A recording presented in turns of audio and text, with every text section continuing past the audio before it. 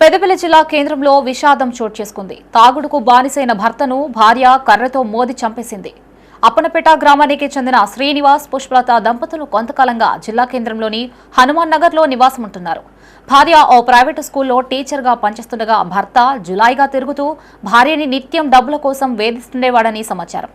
ఇదే క్రమంలో గత రాత్రి తాగి ఇంటికి వచ్చిన శ్రీనివాస్ భార్య, పిల్లలపై కర్రతో దాడి చేసినట్లు తెలుస్తోంది. దీంతో ఆగ్రహానికి గురైన పుష్పలత అదే కర్రతో శ్రీనివాస్ తలపై బలంగా కొట్టడంతో అతను అక్కడికక్కడే మరణించినట్లు సమాచారం. విషయం తెలుసుకున్న పోలీసులు ఘటనా స్థలాన్ని పరిశీలించారు. ఈ మేరకు కేసు నమోదు చేసి దర్యాప్తు చేపట్టారు.